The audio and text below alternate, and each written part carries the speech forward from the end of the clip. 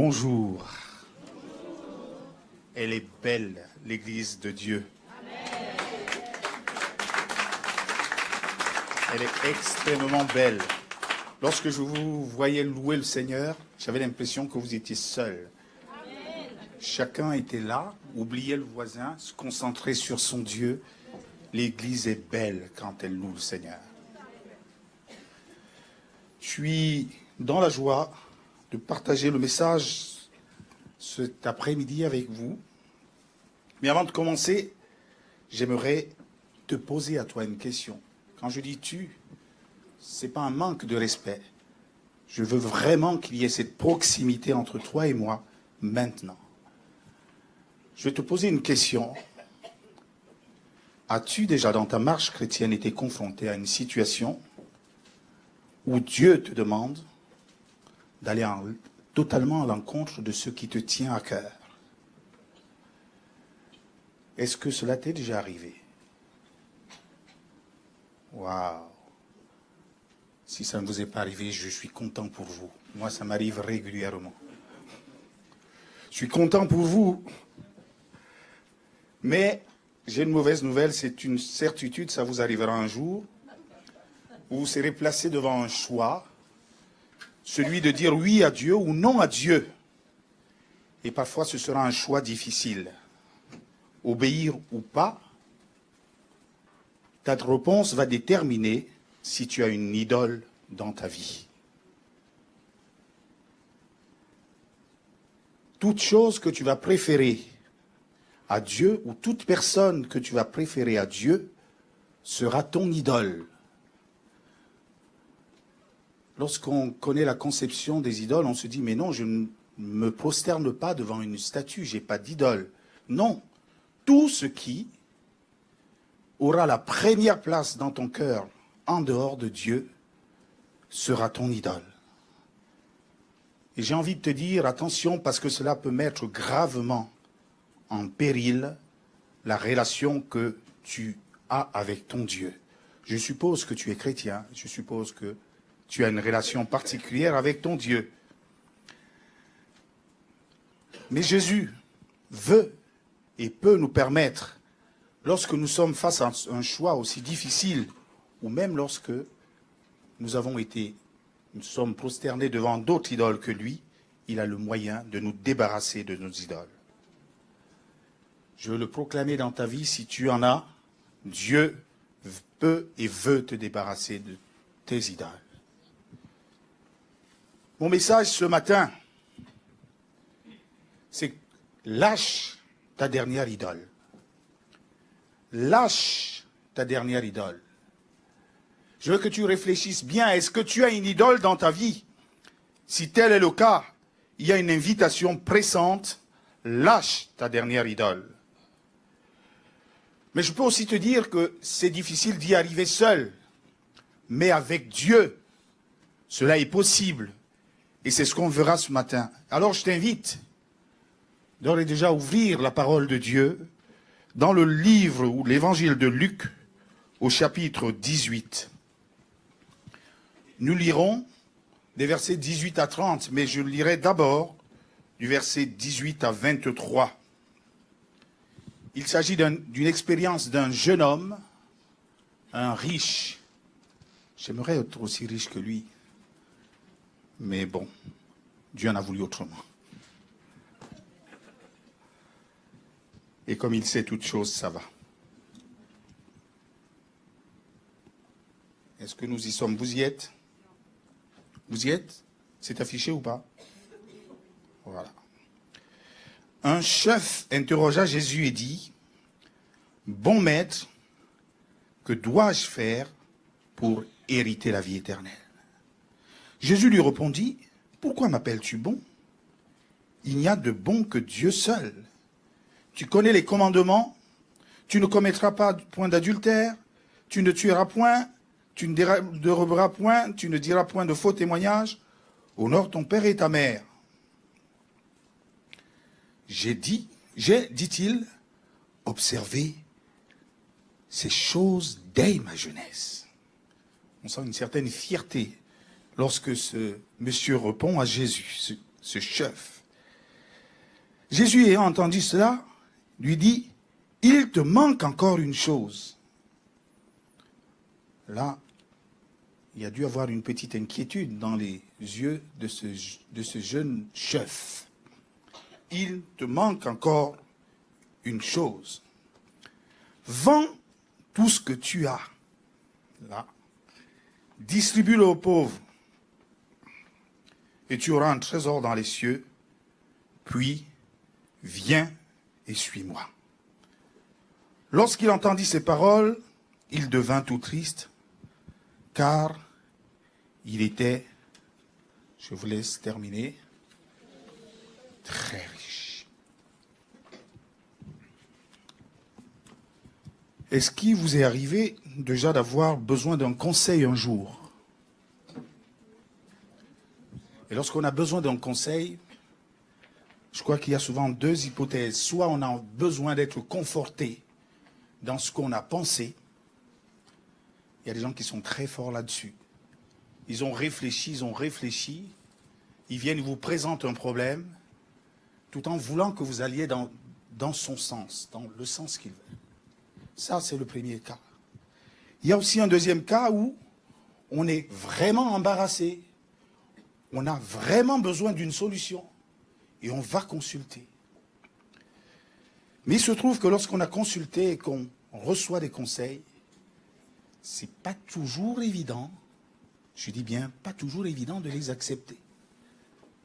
Je ne sais pas si vous êtes comme moi, mais moi ça m'arrive. Et permettez-moi, je vais fendre l'armure et je vais vous raconter une petite histoire, une histoire de ma vie. Oh, j'aime pas beaucoup cette histoire, mais c'est la mienne. Ça fait pratiquement 23 ans que je suis marié. Mais mon épouse et moi, je ne sais pas où elle est dans la salle, mais c'est ce que je vais dire, hein, donc je ne suis pas très inquiet. Mais il est arrivé dans notre parcours qu'on s'arrête, qu'on fasse le point et qu'on dise on a besoin de quelqu'un qui nous conseille si on veut aller plus loin et mieux encore. Vivre une relation meilleure que celle qu'on a eue jusqu'aujourd'hui.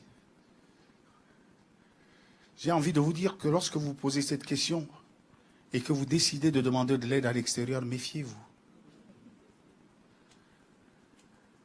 Méfiez-vous. Parce que ce qu'on peut vous dire peut faire extrêmement mal. Mais est-ce que nous sommes prêts à écouter? Dans l'histoire que nous venons de lire, on a vu cet homme aller vers Jésus. Parce qu'il connaissait, il savait que Jésus était celui qui pouvait lui dire des choses. Qu'il dire véritablement des choses. Alors je reviens à ma petite histoire. Nous avons décidé de voir un couple d'amis pasteurs. Donc c'est à peu près, en tout cas c'est le travail de prendre soin des pasteurs. Avant d'y aller, j'ai prié, Seigneur, je veux que tu fasses que mon couple aille de mieux. Et pourquoi pas de manière parfaite. On est des humains imparfaits, mais toi, tu peux faire quelque chose. Alors, sens-toi libre de me parler. Sens-toi libre de me dire ce qui peut contribuer à l'amélioration de mon couple. Là encore une prière. Est-ce qu'il fallait que je la fasse? Nous sommes arrivés, nous avons été reçus par ce couple pastoral et qui plus est des amis. J'avais une pleine confiance en eux. Et je garde toujours ma confiance en eux.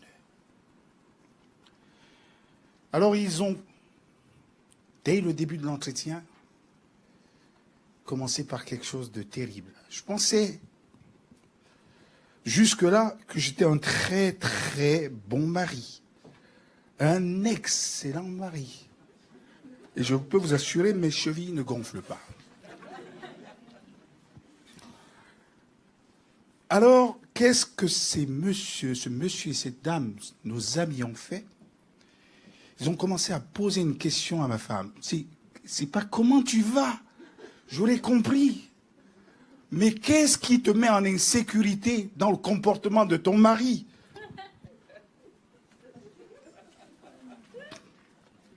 Je commençais à me demander si j'avais pas été piégé. Mais je sais une chose, j'avais prié pour que le Seigneur me dise tout. Et dans ma méditation tôt le matin, j'avais eu comme une parole du Seigneur. Il dit, tu vas passer un moment où tu seras vulnérable. Mais écoute ce qu'on te dira. Écoute ce qu'on te dira. Déjà, quand j'ai eu ça, je me suis mis à trembler. Je ne voulais plus aller. Je me suis installé sur le canapé de manière un peu confortable. Et à la question, ma femme s'est mise à parler. Et je dis encore, pour qu'il n'y ait aucun quiproquo, j'étais totalement d'accord avec ce que j'entendais en face. La question qui lui était posée, c'est qu'est-ce qui fait que tu te sens pas en sécurité? Quels sont les points où tu ne te sens pas en sécurité dans les agissements de ton mari? Évidemment, quand on vous donne une tribune comme celle-là, vous l'exploitez. Elle aurait eu tort de ne pas l'exploiter. J'étais assis confortablement. Plus mon épouse parlait, plus je me récroquevillais dans mon siège. Plus elle parlait, plus j'avais envie de disparaître. Lorsque je levais le petit doigt pour dire, est-ce que je peux... Non, laisse-la parler. Sur l'instant, j'ai trouvé cela presque injuste. Waouh! Lorsqu'on est vrai devant Dieu, c'est terrible. Lorsque la lampe de Dieu commence à éclairer votre vie,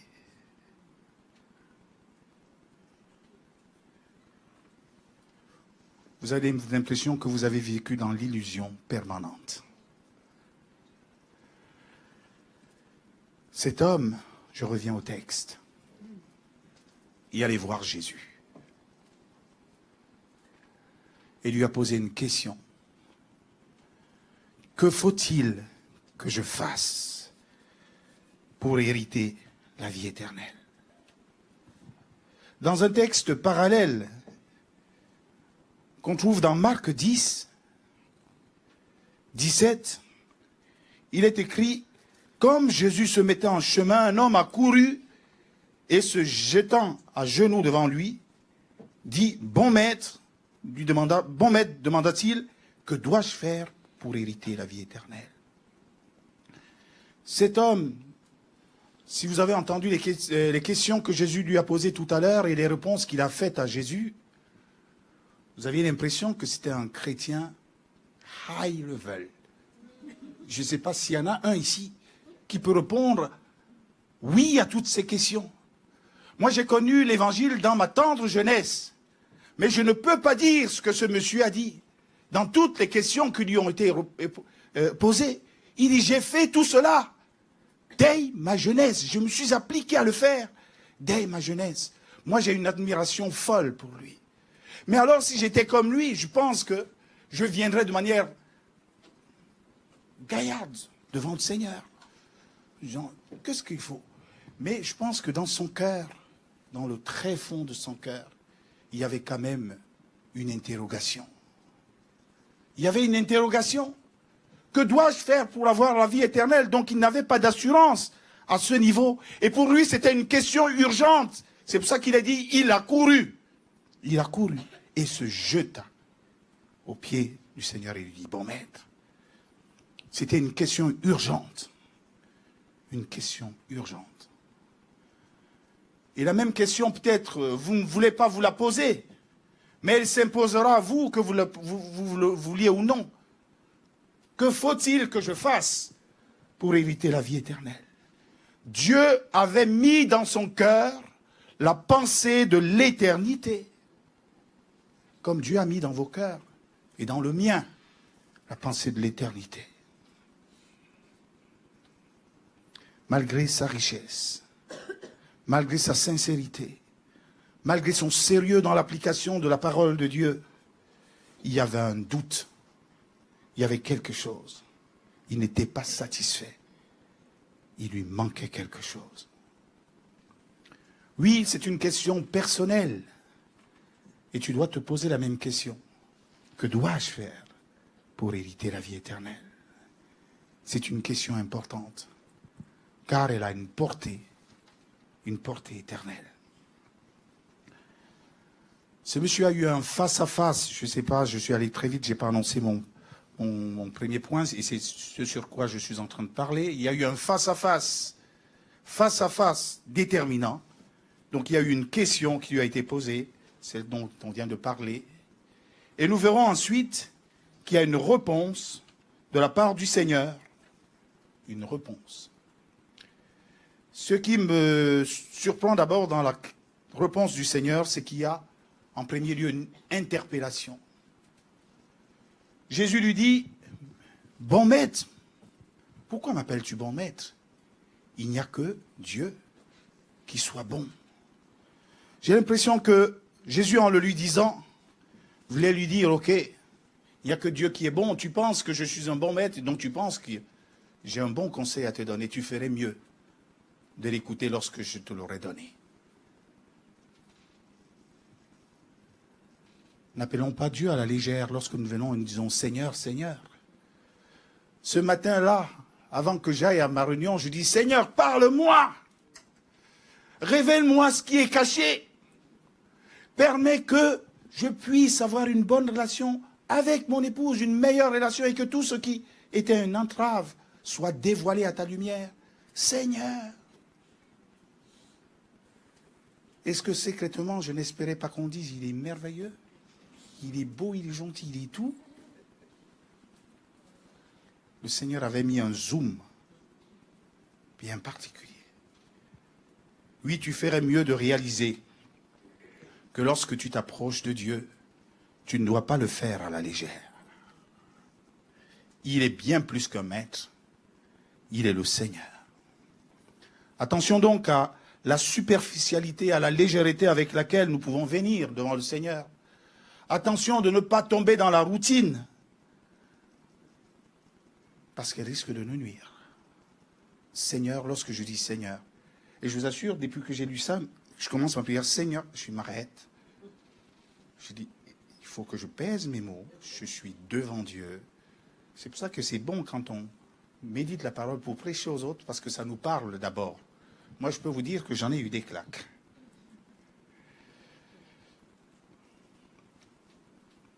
Ce jeune homme est passé au scanner, et j'aime la délicatesse de mon Seigneur. Il va commencer par les points sur lesquels le gars est nickel. Moi, je n'ai pas eu cette chance-là avec mes...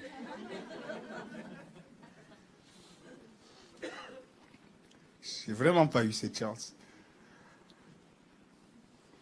Mais il y a la délicatesse de Jésus. Une délicatesse que j'aime énormément. Il commence à lui dire, et le gars très fier se dit certainement, oh là là, le test, il est bon, le meilleur des maîtres ne fait que me dire ce que je fais. Ça, c'est bon. Mais alors, il va avoir un diagnostic terrible. Il te manque encore une chose. Là, c'est pas bon, là. Seigneur, n'aurais-tu pas pu t'arrêter là? Est-ce qu'il y était besoin de continuer un peu plus? Il te manque une chose. Seigneur, j'ai ma richesse. Mais je pense que lorsque le Seigneur lui a dit, il te manque une chose, il savait lui-même qu'il lui manquait une chose. C'est parce qu'il lui manquait une chose qu'il s'est approché du Seigneur Jésus. Que faut-il faire pour être sauvé? Jésus, le bon médecin, fait un bon diagnostic et il fait une bonne prescription. J'aime bien mon médecin. J'ai eu l'occasion d'aller ces derniers temps chez le médecin à plusieurs reprises. Mais les prescriptions qu'il me donne sont parfois avec des effets temporaires. Mais les prescriptions que Dieu, que Jésus veut te donner, c'est pour un effet éternel. Vends tout ce que tu as. Distribue-le aux pauvres. Et tu auras un trésor dans les cieux, puis viens, suis-moi. Là, même moi, je dis, Seigneur, là, t'es dur. T'es dur. Vends la moitié, ça serait encore plus. J'aurais l'autre moitié, j'aurais pu vivre. Mais tu me dis, vends tout ce que tu as. Et non seulement ça, je vends tout ce que...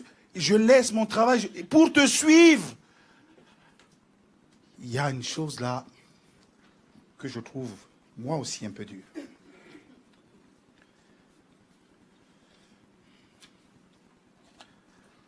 C'est terrible, j'aurais dû coller mes feuilles.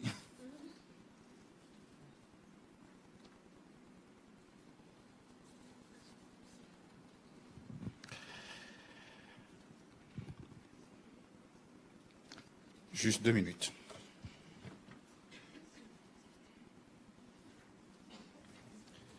Ok.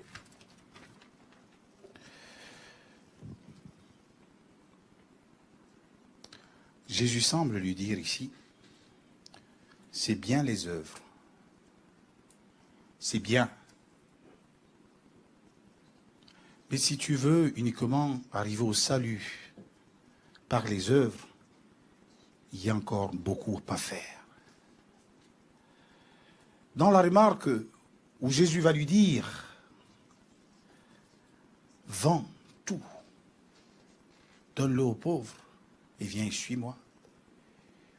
Il est en train de dire, est-ce que tu aimes ton prochain comme toi-même au point de pouvoir lui donner tous tes biens, de pouvoir faire en sorte qu'il jouisse de tes biens autant que tu pouvais en jouir? Dans la deuxième partie, il dit, suis-moi. Est-ce que tu es prêt à te confier à moi? Te mettre dans une zone d'inconfort et avoir une pleine confiance en moi pour que je te conduise, pour que je te guide. Si tu penses que je suis Dieu, peux-tu le faire? Ce monsieur est venu avec ses œuvres. Par les questions que Jésus lui pose, il lui montre combien les œuvres sont quasiment inutiles. Si tu veux les œuvres, la plus grande œuvre que tu peux faire, c'est de donner aux autres ce que tu as, de ton essentiel. Et là, beaucoup d'entre nous renoncent. Mais je suppose que tout le monde n'est pas riche comme Crésus dans l'assemblée qui est devant moi. Alors vous allez me dire, mais ce problème ne me concerne pas. Depuis que tu prêches, pasteur, et tu prêches à qui? Mais on est tous riches de ce qui fait qu'on mette Dieu à côté. Parce que si tu estimes que tu n'as pas besoin de Dieu, et que tu as besoin soit d'une personne ou d'une chose plus que Dieu, tu es riche.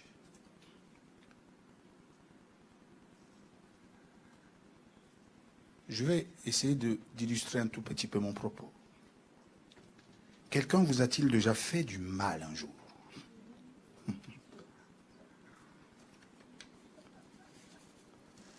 Non seulement il vous a fait du mal, mais il se plaît à remuer le couteau dans la plaie. Et là, tu gardes une telle colère contre la personne.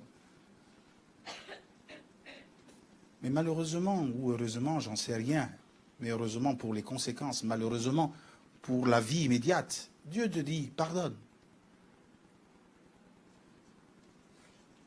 Pardonne-nous comme nous pardonnons à ceux qui nous ont offensés. J'ai une richesse vis-à-vis de ce monsieur. C'est-à-dire, je peux me dire, je vais le détester. Il va voir. Dieu dit pardonne, tu dis non, non, je ne préfère pas. Je ne préfère pas. Je crois que tu ne sais pas ce qu'il m'a fait. Si tu le savais juste, comme si Dieu ne savait pas. Il y a plusieurs domaines. Moi j'ai eu en entretien, et beaucoup d'entretiens, donc que personne ne se sente visé, où les gens me disent je veux suivre Dieu. Mais quand on pointait sur quelques points de leur vie, ils disent mais non, ça, je n'y touche surtout pas. N'y touche pas. Je dis mais il y a une compatibilité, mon frère, ma soeur, entre suivre Dieu et vivre comme tu le vis. Ah non, non. Si Dieu m'aimait, il devait faire que cet homme-là soit converti ou que c'est... Bref, beaucoup de choses pareilles. Et j'ai vu des gens s'arrêter là et de dire non. Ces hommes ou ces biens auxquels ils étaient attachés devenaient leur Dieu. J'ai juste envie de te poser une question. Sur quoi places-tu ta confiance? Sur Dieu ou sur ta richesse telle que je viens de la définir ou esquisser en quelques mots? Cet homme va prendre une décision. Une décision. Lorsque qu'il a entendu ces paroles, la parole de Dieu nous dit, il devint tout triste, car il était très riche.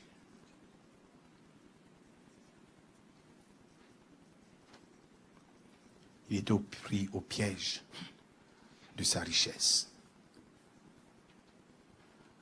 Dans quel piège es-tu pris? Dans quel piège es-tu pris? Je ne sais pas s'il y a beaucoup qui sont pris dans ce piège, parce que quand j'ai posé ma première question, vous n'aviez pas l'air d'avoir des problèmes avec Dieu. Et moi, je vous ai dit, j'en ai eu. On règle nos contentieux, mais je me plie toujours. Parce que je sais qu'il est le seul qui a une sagesse énorme.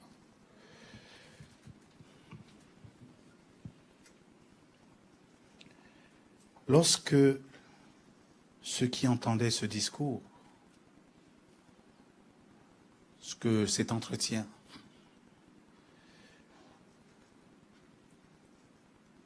ceux qui entendaient cet entretien ont été un peu choqués. Choqués, comme vous pouvez être choqués. Je vais lire la deuxième partie de Luc, donc l'enseignement que Dieu peut donner au travers de cela. Luc 18, 24 et la suite. Est-ce que c'est affiché? Est-ce que je peux lire? Je vais commencer. Jésus, voyant qu'il était devenu triste, dit qu'il est difficile à ceux qui ont des richesses d'entrer dans le royaume de Dieu. Car il est plus facile à un chameau de passer par le trou d'une aiguille qu'à un riche d'entrer dans le royaume des cieux. Ceux qui l'écoutaient dire, et qui peut donc être sauvé? Jésus répondit, ce qui est impossible aux hommes est possible à Dieu. Pierre dit alors, je pense qu'il était très inquiet, voici, nous avons tout quitté et nous t'avons suivi. Et Jésus leur dit, je vous dis en vérité, il n'est personne qui, ayant quitté à cause du royaume de Dieu sa maison ou sa femme ou ses frères ou ses parents ou ses enfants, ne reçoivent beaucoup plus dans ce siècle et dans le siècle à venir. Dans le siècle à venir. Je vais tirer de cette petite lecture que nous venons de faire tout de suite deux choses. Dans la réponse que Jésus fait aux disciples, il est en train de leur dire effectivement, par vous-même, vous ne pouvez pas. Vous ne pouvez pas vous débarrasser de vos idoles. Vous ne pouvez pas, par vos œuvres, avoir la vie éternelle. Mais si quelqu'un a une idole, moi, Jésus, ou mon Père Céleste, se charge de la détruire. Est-ce que parfois il vous arrive d'être incapable de pardonner? Je peux vous dire, Dieu peut vous rendre capable de pardonner. Il dit, ce qui est impossible aux hommes est possible à Dieu. Je ne vais pas raconter une histoire que je raconte souvent, mais j'étais en conflit avec un de mes responsables que je ne voulais pas pardonner. Et lorsque j'avais mes discussions avec Dieu, je lui disais, tu sais, je ne peux pas. Tu sais, non, pas, je ne veux pas.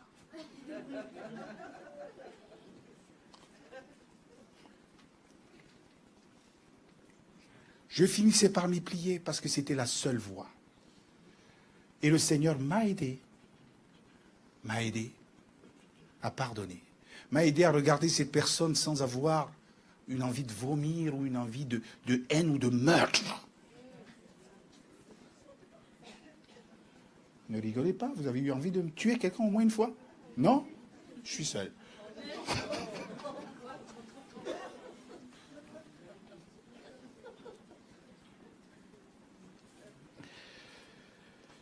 Mais je peux vous dire, si vous accrochez à votre idole, Dieu veut détruire votre idole. Est-ce que je peux demander une contribution du pasteur David? C'est ta dernière fois, on peut te déranger comme on veut. Voilà. Il y a une expérience qu'un anthropologue a faite.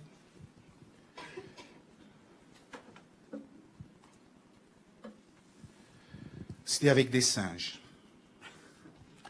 Mais je ne veux pas dire que David est un singe.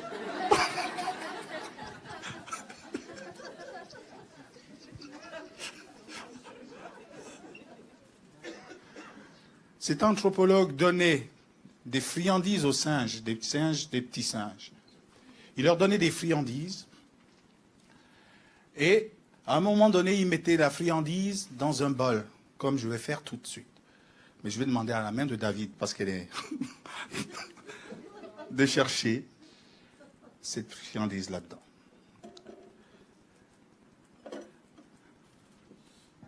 Voilà. Vous voyez? Et lorsque cette expérience était faite, il y avait un piège. Suivant que le singe n'enlevait pas la main, en tout cas il fallait une certaine durée, si le singe n'avait pas enlevé la main, le piège se renfermait sur lui. Alors que David peut bien sortir sa main s'il lâche cette petite balle. Il en est de même lorsque vous laissez quelque chose prendre la place de Dieu dans votre vie. Le piège du malin se referme sur vous. Le piège du malin se referme sur vous. Il a l'impression de vous donner il vous donne une friandise, il vous donne de quoi être... Oui, accro, merci. Il vous donne de quoi être accro. Vous ne voulez plus lâcher. Et plus vous tenez la friandise, plus il vous tient en esclavage. Lâche ce qui te sépare de Dieu. Lâche. Dieu veut t'y aider si tu n'es pas capable de le faire. Dieu veut détruire. Dieu peut détruire ton idole. Et en lâchant, tu es en train de te dire, je perds des choses. C'est pas juste, Dieu, c'est pas juste. Je vais te donner juste ce que Dieu te dit pour ceux qui lâchent des choses. Qui lâchent des choses. Et c'était là l'inquiétude de Pierre. Qu'est-ce qui nous arrivera pour nous qui avons lâché tout pour te suivre? Parfois, vous avez l'impression de perdre. J'ai parfois eu l'impression de perdre. J'ai parfois eu l'impression que je faisais un mauvais deal avec Dieu. Mais avec du recul, je vois que chaque deal que Dieu m'a fait, où j'ai accepté sa conduite, j'ai été gagnant. J'ai été gagnant. Vous pouvez être gagnant. Et Jésus leur dit, je vous le dis en vérité, il n'est personne qui ayant quitté à cause du royaume de Dieu sa maison ou sa femme, ou ses frères, ou ses parents, ou ses enfants, ne reçoivent beaucoup plus dans ce siècle-ci et dans le siècle à venir, la vie éternelle. Je ne sais pas si, au niveau de la vidéo, on peut nous afficher un verset que j'ai oublié de vous donner, Hébreux 6, 10, si c'est possible.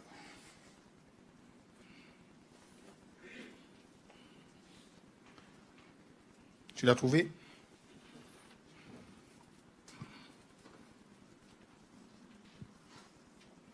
Je veux qu'on le lise tous. Hébreux 6, 10.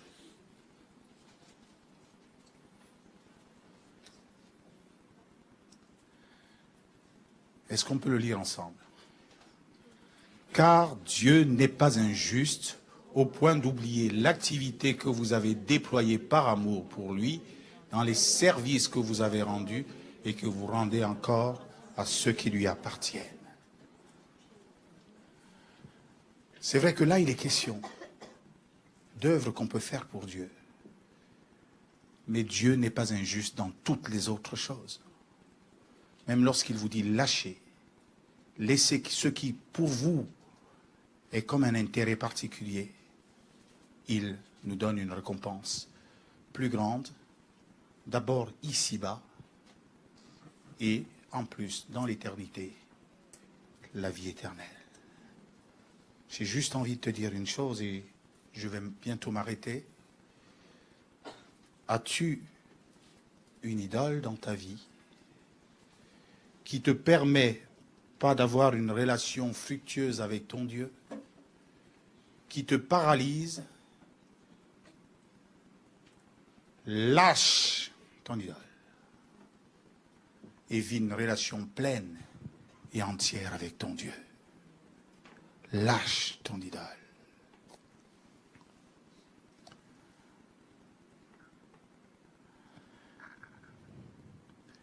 Il y a des traditions qui sont bonnes et j'aimerais continuer parce que c'est ma tradition. Lorsqu'on a parlé de Dieu,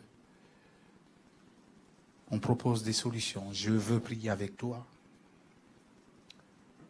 Si tu as du mal à lâcher, je veux te dire de la part du Seigneur, ce qui est impossible aux hommes est possible à Dieu. Tu peux lâcher avec lui. Tu peux lâcher avec lui.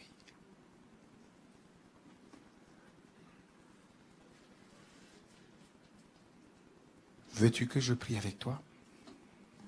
Fais-moi juste un signe, en élevant même faiblement la main. Moi d'ici, je les vois. Je veux prier pour toi. Je veux aussi qu'en priant pour toi, tu crois que ce qui est impossible aux hommes est possible à Dieu. Parce qu'il faut que celui qui s'approche de Dieu croit qu'il existe et qu'il est le rémunérateur de ceux qui se confient en lui. J'ai vu vos différentes mains. Je vais juste prier pour toi. Lève ta main dans le ciel comme pour dire, Seigneur, c'est vers toi que se porte mon regard. Et c'est vers toi que vient mon secours. Seigneur, tu as vu toutes ces mains levées. C'est de toi que nous vient le secours. Détruis les œuvres du malin, détruis les idoles dans les vies de ces personnes. Seigneur, au nom de Jésus, je crois, Seigneur, que tu nous as entendus parce qu'il n'est point besoin de crier. Toi qui lis dans nos cœurs comme dans des livres ouverts, tu as vu tous ceux qui ont crié vers toi. Tu as vu même ceux qui n'ont pas osé lever leurs mains, Seigneur mon Dieu, mais dont le cœur soupire après toi. Merci, Seigneur, de les toucher. Merci de transformer leur vie. Je te demande cette grâce dans le nom de Jésus. Je demanderai à l'équipe de louange de s'approcher. Et ensemble, faisons cette prière entre tes mains. J'abandonne. J'abandonne. Lorsque tu vas chanter cela, que ce soit une prière réelle pour toi, entre tes mains, j'abandonne. Tout, tout, tout ce que j'appelle mien.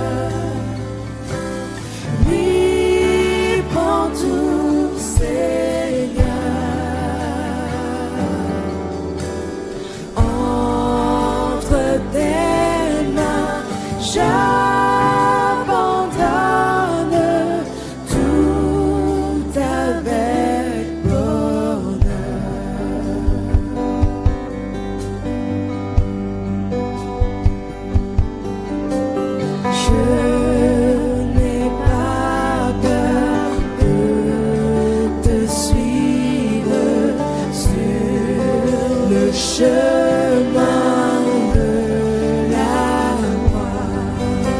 C'est pour toi que je veux vivre. Je connais, j'aime ta voix. Vive en tout, Seigneur. Vive en tout, Seigneur. Sans rien garder, je te livre tout avec bonheur. Oui, prends tout, Seigneur. Oui, prends tout, Seigneur. Entre tes mains, j'abandonne tout avec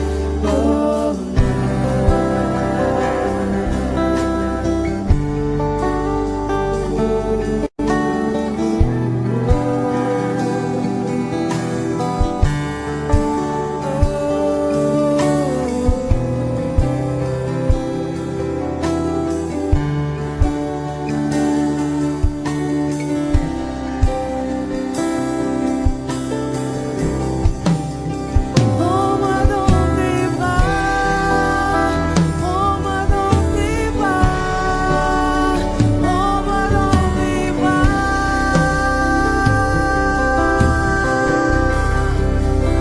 Prends-moi dans tes bras, prends-moi dans tes bras, prends-moi dans tes bras. Papa, prends-moi dans tes bras, prends-moi dans tes bras, prends-moi dans tes bras. Ils sont entourés, prends-moi dans tes bras, prends-moi dans tes bras, prends-moi dans tes bras.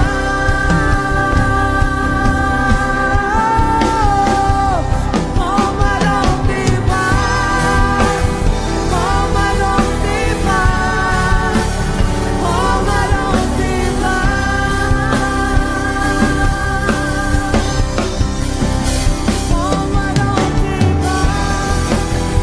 Prends-moi dans tes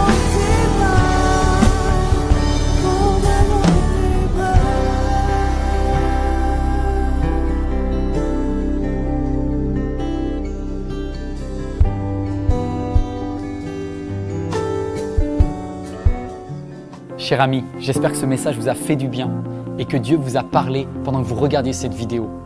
Vous avez décidé de vous approcher de lui, n'hésitez pas à aller plus loin. En tout cas, si vous passez en région parisienne, vous êtes le bienvenu ici à MLK à l'un de nos 5 cultes. Si vous désirez nous suivre sur églisemlk.fr, vous aurez accès à tous nos messages, également sur la chaîne YouTube ou encore sur Facebook. Vous êtes le bienvenu à chaque fois, c'est un plaisir de vous recevoir. À très bientôt j'espère. Merci.